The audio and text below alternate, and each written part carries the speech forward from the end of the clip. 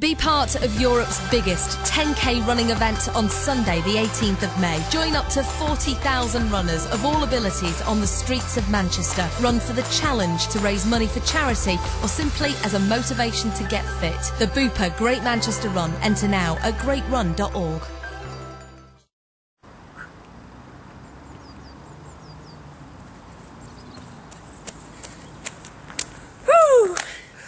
Morning everyone, I'm doing this Manchester 10k on Sunday, one for raising money for a great cause and two as part of my triathlon training. My thoughts on Sunday are that first off, nerves, secondly I'm hoping to do it in the best possible time and I hope the sun's shining. Well, firstly I really enjoy running, so any opportunity to be involved in a race, but also Oasis Mozambique is a really good cause. It's helping a lot of people in Mozambique in supporting in what they do and achieving what they want to achieve. Sunday, I've raced before. I've done the Manchester 10k before, so I sort of know what the atmosphere would be like. It's really exciting. There's lots of people cheering you on. You get to see the odd celebrity as well who runs it, and it's just a really great atmosphere. And I'm hoping that it's not going to rain too much. I was really looking forward to the run.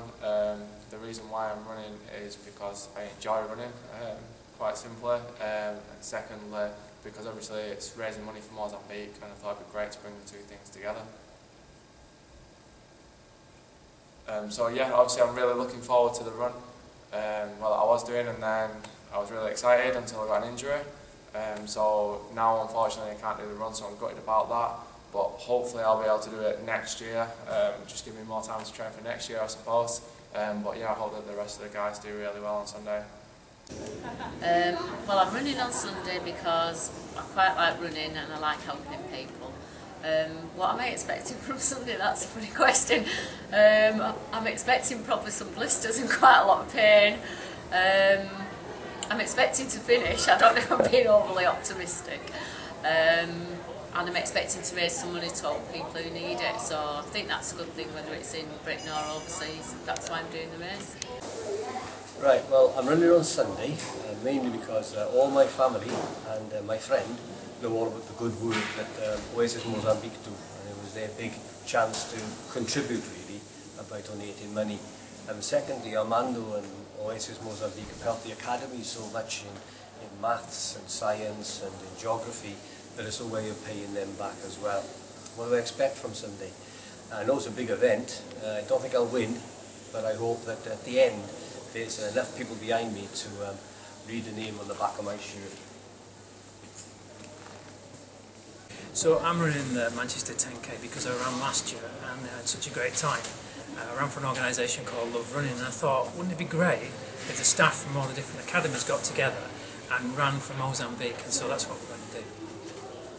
What I'm expecting is a massive day, a big crowd. 30 to 40,000 people turn up for the run, and it's going to be a great day. And one of the best things is that when I was running last year, and I'm not so fit, so I was really struggling, someone said, "Come on Steve, come on," and I didn't know them, but it just really picked me up and led me to the rest of the race.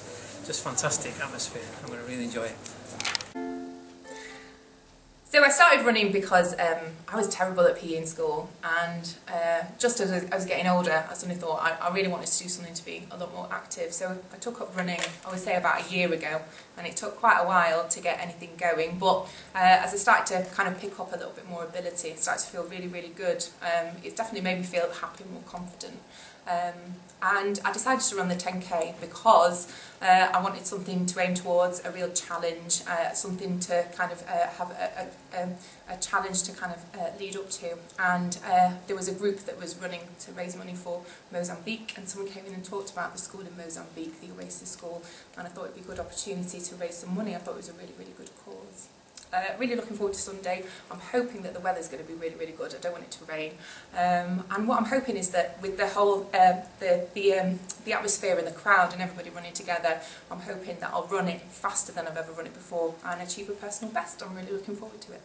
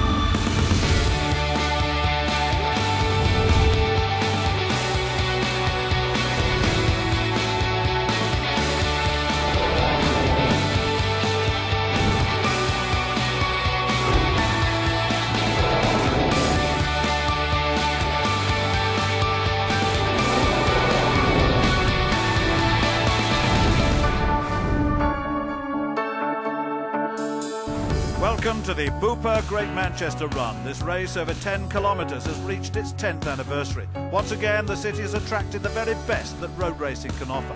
The conditions are excellent with the sun shining above the 40,000 entrants. The scene is set. The preparations are in process, as you can see, for these 40,000 entrants. And the wheelchairs will be first off. And let me tell you that Simon Lawson, the defending champion, is here. Phil Hogg, the winner of the Great Birmingham Run in 2011 and 2012, is also here. And as far as the women are concerned, Jane Egan, she goes again. She defends the title she won last year. She won the Great North Run last year as well. But Nikki Anderson, the 2010 winner of this Great Manchester Run in 2011, also competes. And so everyone who's anyone really is here. But these are early days. And in fact, Lawson is the second in this race at the moment, just on the left of your shot. And he certainly is a class act.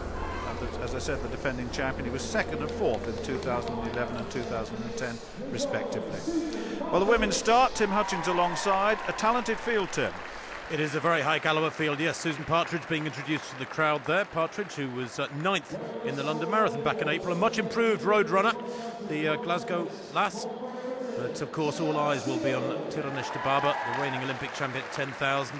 Tirunesh Dibaba, that is. And that's Gemma Steele, who is herself third in the European Cross Country Championships in 2011. A very competent road racer indeed these days, the 27-year-old. Jelena Prokopčuka of Latvia, twice New York Marathon winner back in 2005 and 2006. Her previous appearances here have included 2nd, 3rd, 4th and 5th places.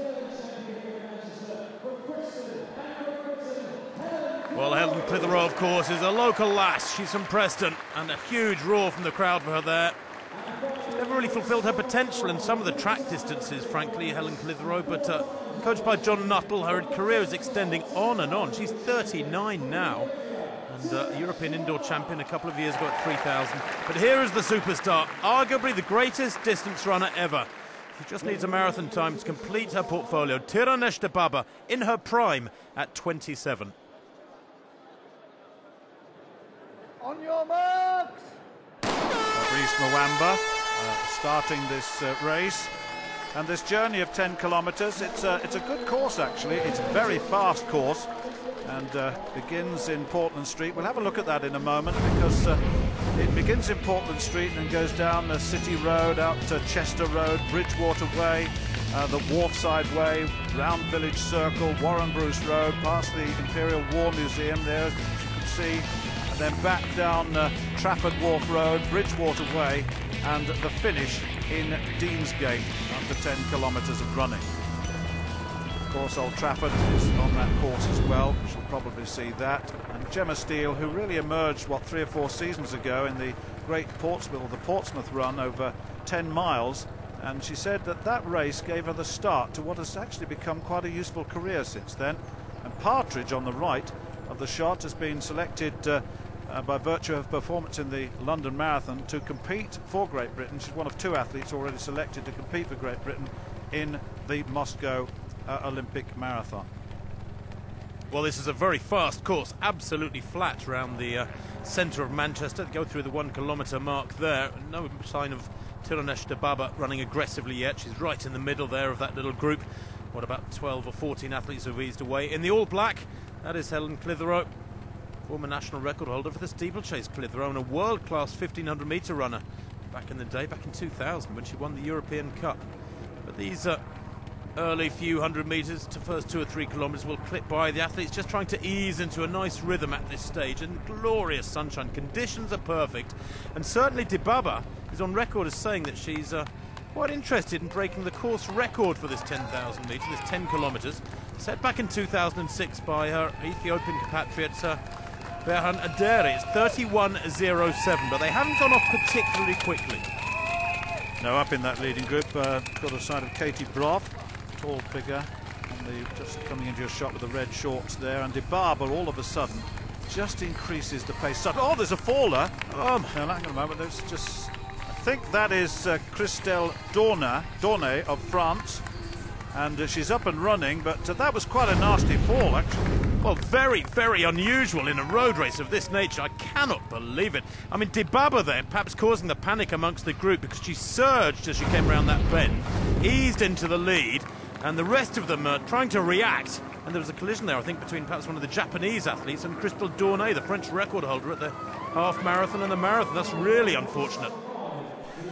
Well, the masses, we've mentioned them before, will be behind the elite, and this is Sergei Lebed, and he's a man, a Ukrainian, of course, prolific cross-country running in Europe. He's not really transferred that form onto the track. Moses Kipsira, brilliant performer in the last Commonwealth Games, the Ugandan, winning the 5 and 10,000 metres. I remember that 53-second last lap in the 10,000, absolutely destroyed everyone. And Wilson Kipsang, that tall figure from Kenyan, the Olympic bronze medalist, Olympic in London last year, won the London Marathon last year as well. More about him in the race. Great North Run champion, of course. But this fella leads little introduction, doesn't he?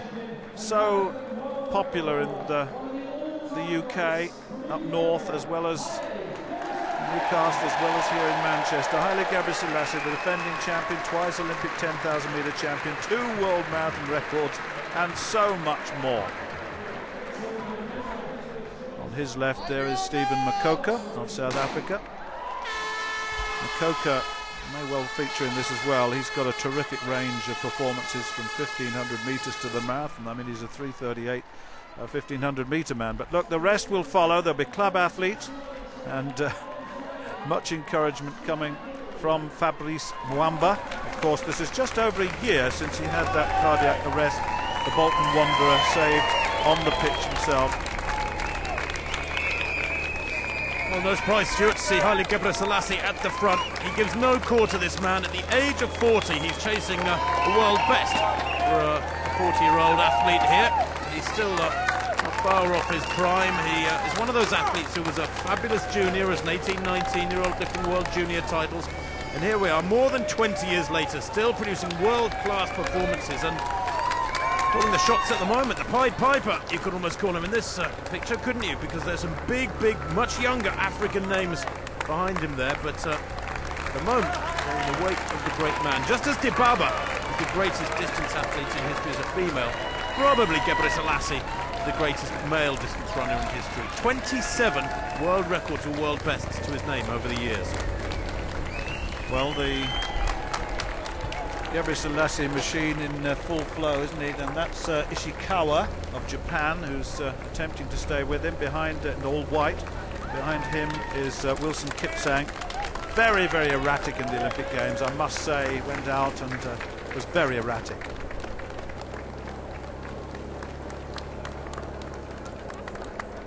Haile Gebrselassie has gone out very hard indeed from the gun. They've only been running a couple of minutes already. This is reducing down. The cream coming to the top. Sergei Lebed there in the orange strip, hanging on to this very quick early tempo.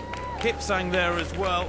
Probably starts as race favourite, the Olympic bronze medalist in the marathon. Of course, there is a big question mark of whether or not he's recovered from the London Marathon just a few weeks ago when he went out at world record tempo with the leading pack. And then came unstuck and ended up finishing back in 5th place. Well, as you say, this is a dominant lead thus far by Gebrselassie. Well, having a look at the situation now, and look behind Tiranish Dibaba. You can just see in the distance the trailing group, because just after 2 kilometres, between 2 and 3 kilometres, she absolutely just increased the pace. It was a subtle increase, and all of a sudden she was away from this field. As Tim was saying, she is a real world-class talent, twice Olympic champion at 10,000 metres, twice world champion both at 5 and 10,000 metres, and world record holder at 5,000 metres. She's got it all, she really has. Well, Tiranish Dibaba striding along at a tempo that is way superior to the rest of the field. And this is becoming an exhibition run, frankly. She has the pedigree, of course. She's the cousin of the 1992 and 2000 Olympic champion at 10,000 metres, Daratu Tulu. Here's the chasing pack, though. Gemma Steele and Helen Clitheroe. Clitheroe nearest the camera there in the black. Gemma Steele in the orange top. As they go through 4 kilometres, already Dibaba here with a huge lead, and I think there's a possibility of that 31:07 course record of Adere falling. Well, Old Trafford being surpassed now. Old Trafford at just 4 kilometres, just past 4 kilometres now, as she wends her way back down and towards the turn. And the crowd sparse at this part of the course, I can tell you, but really there are two contrasting stories. The men, there are what, 6, 7 or 8 men in contention here in the early stages of the race. They're only 5 or 6 minutes, 5.5 minutes out, as you can see.